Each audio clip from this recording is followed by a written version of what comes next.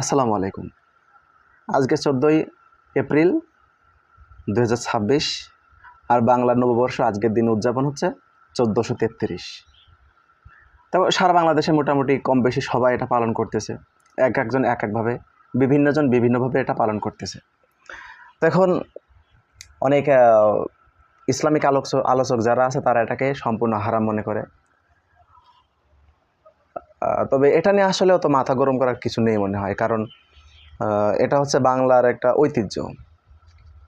শুভেচ্ছা জানানো গেলেও এটা থেকে আসলে এ নিয়ে তো মাথা ঘামানোই ভালো।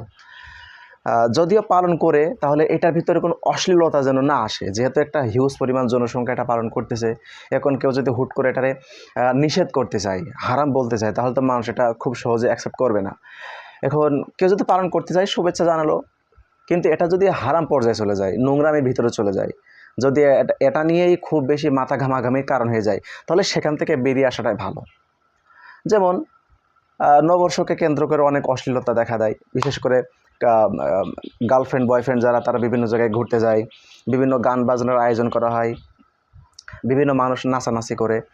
এরপরে শাহবাগী কোয়ালিটি মানুষ যারা আছে ওরা বলে কি যে সারা বছর ওরা বলে আসে প্রাণী হত্যা করা যাবে না, অথচ এই নববর্ষকে কেন্দ্র করে কিন্তু আবার হাজার হাজার টন ইলিশ খেয়ে ফেলাছে। তা ইলিশের কি কোনো প্রাণ নেই? কোরবানির পশু যেটা গরু ছাগল, তাদের যদি প্রাণ থাকে তাহলে ইলিশ মাছের কি কোনো প্রাণ নেই? ওরা তো রোবট না, ওরা তো ব্যাটারির সাহায্যে চলে না, ওদের তো প্রাণ আছে। তা ওদেরকে যদি খাওয়া যায় তাহলে এদেরকে কেন কোরবানিতে খাওয়া যাবে না? এই যে এটাকে কেন্দ্র করে একটা অধিক পরিমাণে মাতামাতি না, এগুলো থেকে আসলে বেরিয়ে আসা উচিত।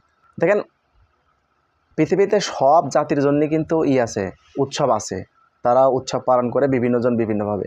তো ইসলাম আসলে এমন কোনো ধর্ম না, জীবন ব্যবস্থা না যে যার ভিতর আসলে কোনো আনন্দ উল্লাস থাকবে না, এমন কোনো একঘেয়েমি মার্কা কোনো ধর্ম নাম ইসলাম কিন্তু না। ইসলামেও আনন্দ উল্লাস আছে বিভিন্ন রকম।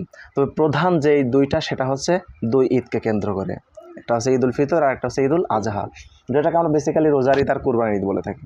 এই দুটা হচ্ছে মুসলমানদের সবথেকে আনন্দের দিন, এবং আসলে এই দিনে সবথেকে বেশি আনন্দ হয় বিয়ে শাদীর থেকেও বা অন্যান্য অনুষ্ঠান থেকেও। ঈদের দুইটা দিন মুসলমানদের বেশি আনন্দ হয়। তাই এটা নিয়ে আসলে মুসলিমদের ব্যস্ত থাকাই উচিত, আর অন্যান্য উৎসবকে নিয়ে ব্যস্ত না থাকাই ভালো। কারণ প্রত্যেকটা মুসলিম আসলে আখেরাতমুখী হবে, তাদের সবসময় চিন্তা ভাবনা ধারণা থাকবে যে আমি আখেরাতকে কীভাবে গোছাবো। তারপরেও ঈদের দুইটা দিন এতটা স্পেশাল যে এই দুইটা দিনে কোনো রকমভাবে রোজা রাখাটা সম্পূর্ণ হারাম। কেউ যদি রোজা রাখে তাহলে তার গুনাহ হবে। মানে এতটা স্পেশাল একটা দিন, আনন্দ করতে হবে, খাওয়া দাওয়া করতে হবে। তো আসলে মুসলিম হিসেবে এই দুইটা নিয়েই সন্তুষ্ট থাকা ভালো। এই নববর্ষ বলেন, 31st নাইট বলেন, বা এই যে 14 ফেব্রুয়ারি বা আছে না বিভিন্ন রকমের হাবিজাবি সংস্কৃতি, এগুলো থেকে দূরে থাকাটা হচ্ছে একটা স্মার্ট মানুষের কাজ। তাই বলে এটা নিয়ে কোনো রকম মারামারি করা যাবে না, যে যারা এটা পালন করতেছে তারা হ্যান তারা ত্যান, যারা পালন করে তারা হচ্ছে পাকিস্তানি হ্যান ত্যান, এগুলো থেকে বিরত থাকাই সবসময় ভালো। তো যাই হোক, বাংলা নববর্ষ 1433 সবাইকে শুভেচ্ছা। তবে একটা কথা মনে রাখতে হবে, শুধু শুভেচ্ছা জানালে হবে না, আমাদের জীবন থেকে আরও একটা বছর কিন্তু চলে গেল। এভাবে ডে বাই ডে আমরা কিন্তু কবরের দিকে বা হাসরের দিকে আমরা কিন্তু ধাবিত হচ্ছি, এই চিন্তাটা আমাদের মাথায় রাখতে হবে। তো তাহলে এই পর্যন্তই, ভালো থাকেন, সুস্থ থাকেন, দেখা হচ্ছে পরবর্তী কোনো ভিডিওতে। আসসালামু আলাইকুম রহমতুল্লাহি ওয়া বারাকাতুহু।